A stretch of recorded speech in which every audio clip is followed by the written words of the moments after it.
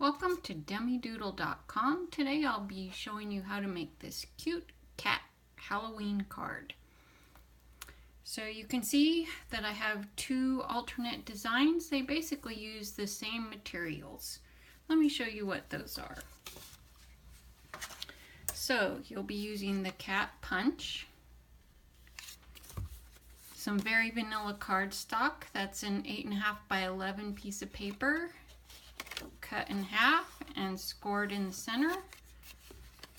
You'll be using a strip of designer series paper that's 5 1/4 inches wide by 1.5 inches wide. So 5 1/4 by 1.5.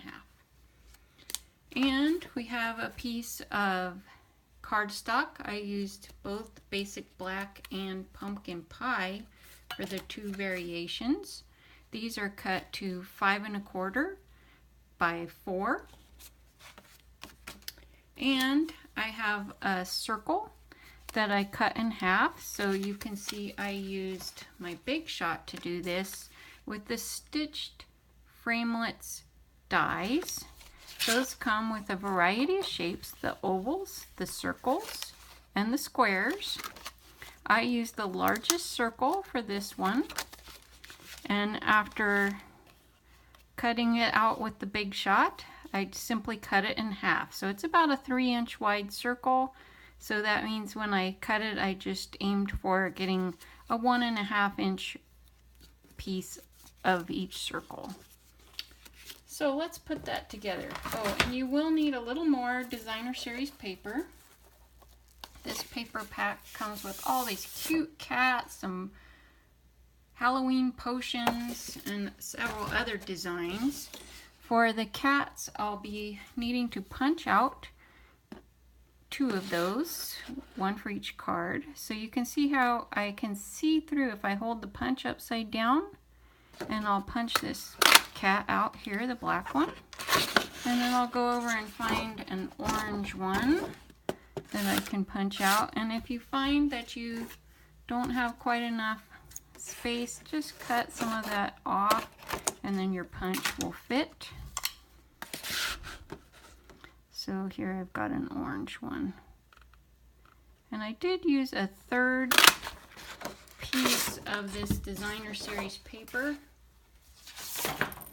There's some hats on one side and a design on the other side. That would be great for some fall cards, but this one I'm using those hats.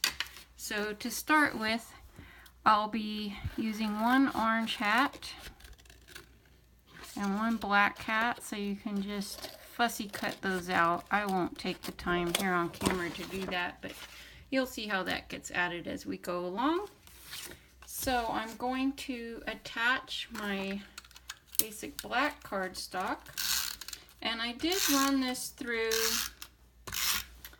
the embossing folder, this one here.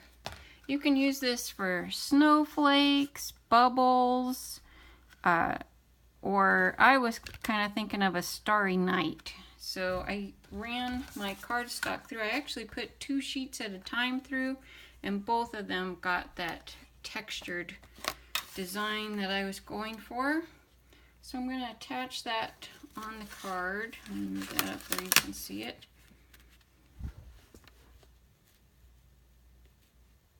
About like that. Next step is to attach my half of a circle here for a moon. I am not finding my, there's some more snail. That one I was using just ran out. So here I will, before I put that down, I need this one.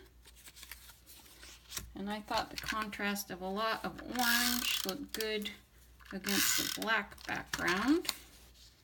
So I just position that about right in the center. Then add my half a circle. Looks kind of like a moon, doesn't it?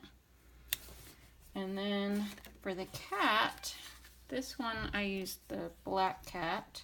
Thought it showed up pretty good with the moon and the orange behind it.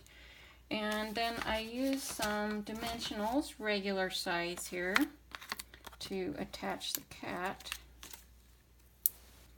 Just two's enough.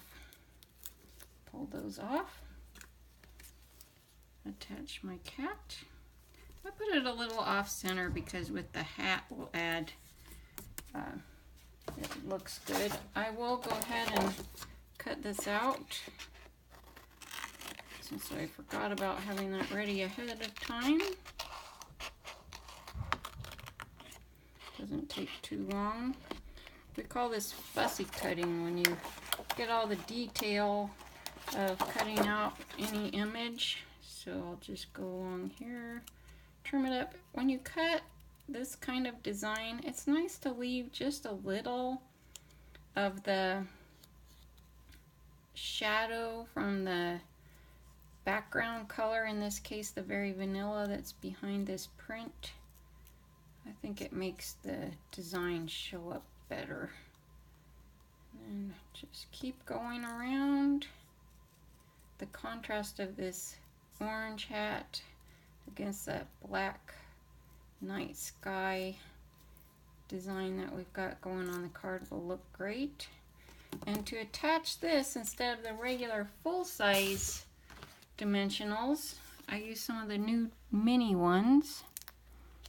And here's a little trick I have for you that I learned the hard way. So when I put this on here, I don't want a dimensional right where the cat's ear, otherwise it would be twice as high as I want. So put it over to the side where the cat's ear won't be, and then the other one here. And you'll see when I attach it here, and I'm going to do it offset, just tilt it a little bit. Doesn't that look great? And then for the inside, a little basic black ink. I've got it in the archival basic black ink.